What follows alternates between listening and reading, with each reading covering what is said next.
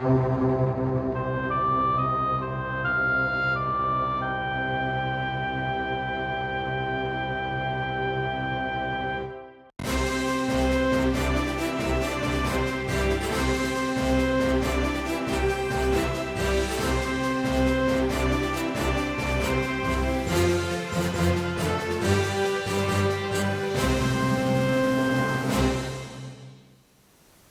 all my movie maniacs, welcome back to the Final Cut. Mark the Movie Man here. Got an independent film for you today called Beyond the Grave. This one's from Brazil, so it is subtitled, and it is brought to us by a writer-director, I hope I get this name right. If I murder it, I apologize, David de Oliveira Pinheiro. And we get the story of a police officer driving across a post-apocalyptic world, hunting down a serial killer who is possessed by an evil demon. At first he thought it was just, the guy was just batshit crazy, and then he comes to find out that this is actually kind of an evil spirit, a dark rider who jumps from body to body. And so he's hunting down, trying to take out this evil spirit and get his revenge on it. And we see the things that go on and the people that he comes across in his hunt of the serial killer.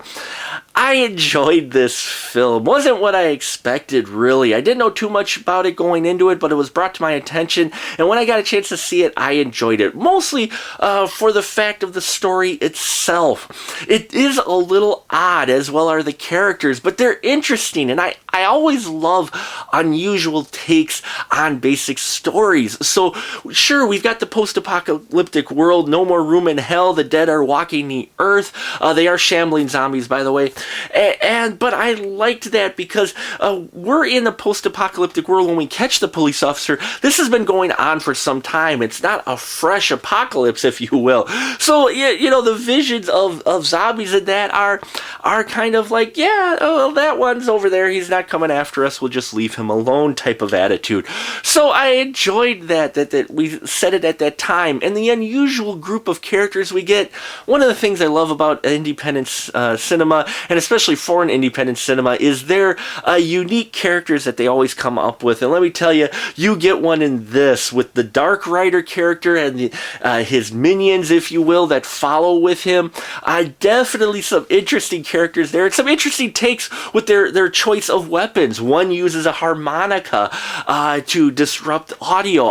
That was just great, creative, and simple too. Just a simple idea, but I enjoyed each one of these characters in it. The story was interesting, though, again, and you don't get everything spelt out for you folks. I have to warn you on that. So you kind of have to put some pieces together and figure out some things on your own, which isn't a bad thing. Nothing wrong with a film making you think, which Beyond the Grave definitely does. You get a great performance in here by Raphael Tombini, who plays the police officer in here, and I loved his character.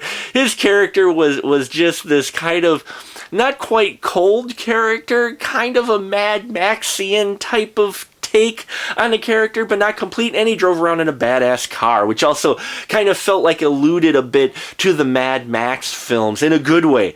So, I enjoyed that as well. It's a fun story. It's an interesting story. It may not be for everyone, but if you're a fan of independent foreign cinema or a fan of unusual take on your post-apocalyptic film, then this one will definitely be for you. You do have to do some thinking in this film, though, I will warn you, but let me tell you, it is worth it. And there's even a little interlude in here that they do at one point in the film that just caught me off guard a bit, but it made sense as the rest of the film played out. So definitely, if you can, catch it Beyond the Grave. It's been out for a while. I think it's on Netflix now, and you could catch it there. If you have seen Beyond the Grave, please leave comments down below. Let me know what you thought of this film. And if you got any recommendations of other films you'd like to see featured on this show, let me know. If you're a filmmaker and want me to take a look at your film, if you got a screener, love to do that as well. I'll put my, you got my contact information below. Just in general, independent cinema, always surprising me with the originality that comes out of it. And Beyond the Grave definitely is a more original take on your post-apocalyptic film. And that'll about do it for us here at The Final Cut. Till next time, folks, remember, keep that ticket stub.